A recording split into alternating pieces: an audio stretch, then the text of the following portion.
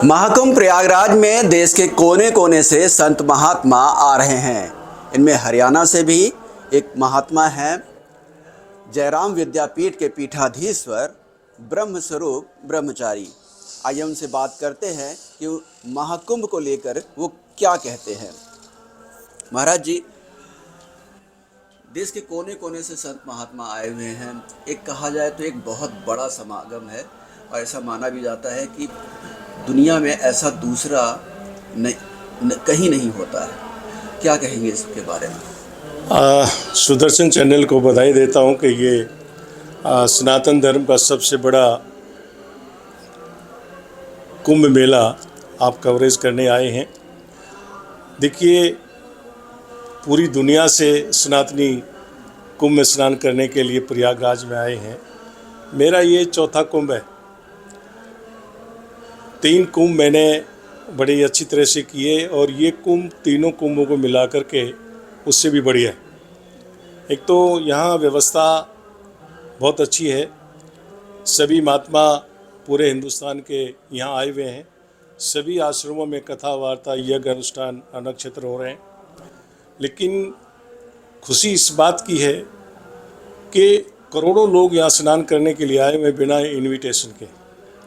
ये एक देश में सबसे बड़ा प्रेम और सबसे बड़ी सनातन धर्म की एकता का प्रतीक है। यहाँ इस कुंभ मेले में कोई जाति नहीं है, कोई धर्म नहीं है। सभी लोग आस्था की डुबकी लगाने के लिए संगम पे गंगा स्नान करते हैं।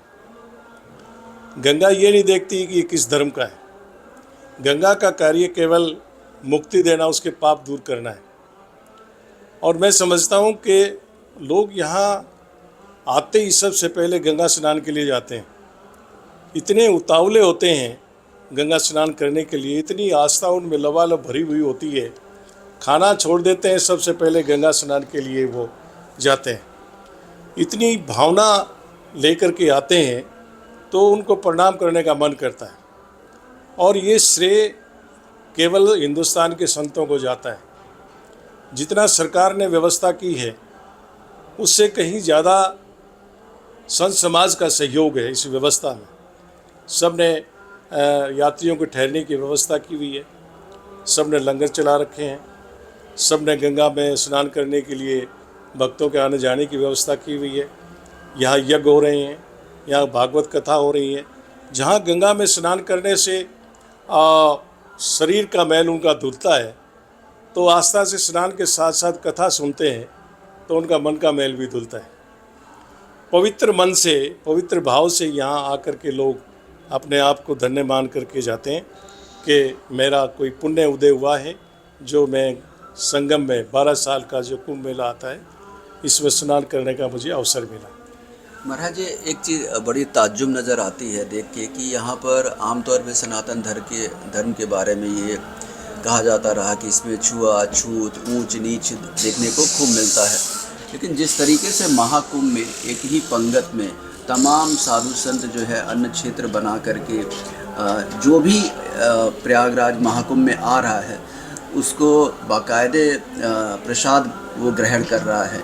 ना ही किसी तरह का भेदभाव है। सोने के लिए कहीं भी मिल जा रहा है।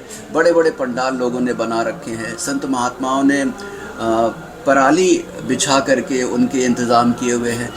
एक अद्भुत चीज़ नज़र आती है क्या? देखिए, इसमें कोई दो राय नहीं है कि यहाँ अद्भुत चीज़ नज़र आती है। महात्माओं ने अच्छी व्यवस्था कर रखी है सबके ठहरने की। जैसे भी है, पराली मिलती है भगत को तो उस पराली पे सो करके अपने आप को धन्य मानता है। लेकिन ये बात मैं दोबारा इस बात को कह रहा हूँ कि इस कुंभ मेले में कोई जात पात भेदभाव नहीं है, कोई छोटा बड़ा नहीं है। सब अपनी आस्था से स्नान कर रहे हैं। सारे महात्मा, जितने भी महात्मा हिंदुस्तान के कोने कोने से आए हैं, सब एक ही संदेश देते हैं कि सनातन धर्म दुनिया का सबसे बड़ा धर्म है। इससे हमें ये प्रेरणा मिल रही है कि हिंदुस्तान में सनातन धर्म जो हमारा है देखना है, इसको पहचानना है, तो इलाहाबाद प्रयागराज में ये कुंभ का मेला देखा जा सकता है, जहाँ एकता का प्रतीक है। हम सब लोग यहाँ जो आए हैं ये केवल छुआछूत और भेदभाव के लिए नहीं आए हैं, यहाँ एकता के लिए आए हैं, यहाँ प्रेम के लिए आए हैं। सनातन धर्म जो पूरी दुनिया का एक सरताज है, उसको मेंटेन करने के लिए आए हैं। तो ये यहाँ से दिख रहा है, सब लोग इस बात को मान रहे हैं कि भाई एक सनातन धर्म का बहुत बड़ा गुलदस्ता है ये। इसकी महक सबको देखने को, महसूस करने को मिल रही है। मानते हैं कि आध्यात्म का जो प्रसार है इस महाकुंभ से दुनिया में भी आगे बढ़ेगा, लोग जानेंगे, पहचानेंगे। जिस हिसाब से विदेशी आ रहे हैं, कई बड़े नामचीन नाम भी यहाँ पर देखने को मिले, क्या मानते हैं? देखिए, यहाँ तरह तरह के संत आए हुए, अच्छे पढ़े लिखे संत भी हैं, तो आगे त्यागी संत भी हैं, जो पता नहीं कितनी उनकी उम्र है उसका पता नहीं है, पंद्रहों में रहते हैं, कब से रहते हैं ये पता नहीं है, और अलग अलग वेशभूषाओं में हैं। तो बाहर के लोग, मीडिया इसलिए आता है कि भाई ये इसकी रिसर्च करते हैं कि इतने बड़े त्यागी हिंदुस्तान में संत हैं, इसकी क्या वजह है, इसकी क्या वजह है।